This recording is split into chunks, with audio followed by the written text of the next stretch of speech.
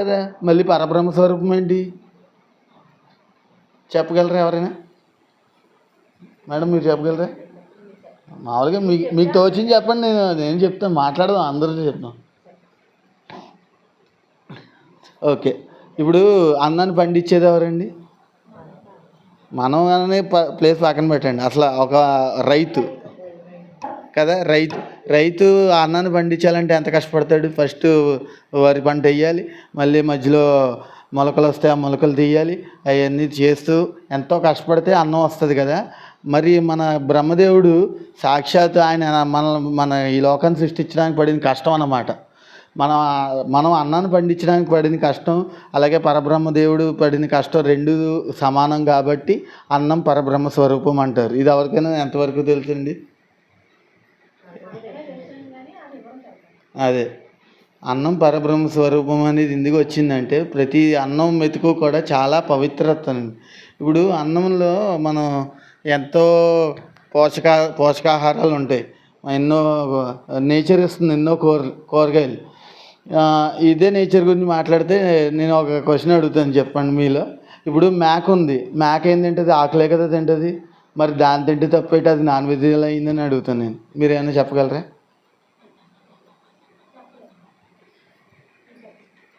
Non veg మరి అది మేకకి స్పర్శ ఉంది, దాని మీద ఏమైనా చేసినా ఏదొచ్చినా తట్టుకోలేదు, దానికి రక్తం వచ్చేస్తుంది, అది ఒక రకమైన మాంసపిండం కదా. మరి అది ఆ మాంసపిండం అయినప్పుడు దాన్ని ఎలా తింటారు మీరు? తినలేరు, తినకూడదు కూడా. ఈ క్వశ్చన్ నాకు ఒకళ్ళు అడిగారు అనమాట, వాళ్ళకి నేను గట్టిగానే క్లాస్ పీకాను. నువ్వు వెజిటేరియన్ అంటున్నావు, మరి మేక కూడా ఆకులే తింటుంది కదా, మరి దాన్ని అది తినచ్చు కదా, అదేం నాన్ వెజ్ కాదు కదా అని నన్ను అడిగాడు. సరే అయితే నేను శాకాహారిని కదా, నేను ఆకులు చేస్తేనే తింటున్నాను కదా, అయితే నన్ను కోసుకుని తినేమని చెప్పాను అతను. నువ్వు నాన్ వెజ్ తింటానంటే దెబ్బకి అతనికి సౌండ్ పోయింది. ఇంకా ఆ రోజు ఆ విధంగా అలా క్లాస్ పీకడం జరిగింది అతనికి. అతను మారి ఇప్పుడు తను శాకాహారిగా మారాడు నా వల్ల. రోజు మన వయసు అంతా 10 నిమిషాలు ధ్యానం చేయమంటున్నారు కదా, అలా చేస్తున్నారండి అందరూ? చేస్తున్నారా? Very good. మీకు అనుభవాలు ఏమైనా వచ్చినాయో, మీ అనుభవాలు కూడా నేను తెలుసుకోవాలనుకుంటున్నాను. అంటే నేను ఎక్కడ రికార్డ్ చేయను, మామూలుగా ఎవరైనా చేయొచ్చు, మాట్లాడగలరా అనుభవాల గురించి? ఏ వీడియోలు చేయను, చెప్తున్నాం కదా, మనలో మనం మాట్లాడుకుందాం అంతే. అంటే మీ దగ్గర నుంచి నేను నేర్చుకోవాలనుకుంటున్నాను అంతే. మేడం గారికి ఒకసారి క్లాస్ పెట్టండి. ధ్యానంలో రాకముందు చాలా అనారోగ్యంగా, అసలు నా పని నేను చేసుకోలేకుండా చాలా హాస్పిటల్ తిరుగుతూ డబ్బంతా వచ్చినట్టుగా అలా ఉండేదండి. శ్రీనాలక్ష్మి మేడం గారు ధ్యానం గురించి చెప్పారు. చెప్పిన దగ్గర నుంచి ధ్యానం చేయడం మొదలుపెట్టారు. ఒక రోజు గుళ్ళో క్లాస్ పెట్టారు పెద్దగా. అయితే నీసు గురించి ఆయన చెప్పారు. చెప్పిన రోజు నేను గుడ్లు ఉండేది, 4 ఉండేది.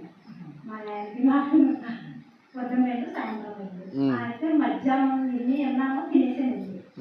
తినేసాక కడుపులోంచి ఇంకా నాకు ఏదో అవుతుంది, మొత్తంగా తెలీదు. తర్వాత సాయంత్రం బుధవారం రోజు అప్పుడు నేను అన్నాను, ఎవరైనా తింటాను తిను, నేను మాత్రం ఇంకా తిన్నాం. అలాగే నేను ఆంధ్రాయి తెచ్చుకుని ఏ ప్లేట్లు సాయంత్రం తిని ఆ రోజు వదిలేసానండి. Very good. ఇంకా అంతా కూడా మా ఇంట్లో శాఖాహారమే, కానీ నేను మాత్రం ధ్యానానికి వచ్చాక చాలా బాగుంది. తర్వాత హాస్పిటల్కి వెళ్ళడం లేదు, నా పనులు నేను చేసుకుంటున్నాను. ఒక 4 వచ్చినా నేను వండిపెట్టి శక్తి నాలో వచ్చింది. ఇంట్లోనే బాగుంది, ఒంట్లోనే బాగుంది. ఇంకెంతగా మించి ఇంకా డబ్బు నామం ఉంటే ఆనందం రాదు, ధ్యానం ఉంటే ఆనందం. ధ్యానం ఆనందం. మరి ఈవిడ అనుభవాల ప్రకారం చక్కగా ధ్యానం ఎక్కడ ఉంటే ఆనందం అక్కడ ఉందని తెలుసుకున్నాను కదా. ఇప్పుడు ధ్యానం లేని చోట గురించి నేను చెప్తానండి. ధ్యానం లేని చోట ఎందుకు ఆనందం ఉండదో నేను చెప్తాను. నేను ధ్యానంలో రాకముందు కుర్రోళ్ళం కదా, వయసులో ఉన్నవాళ్ళం కదా, మేము వేసే ఆశలు ఎంత అంతే కాదు.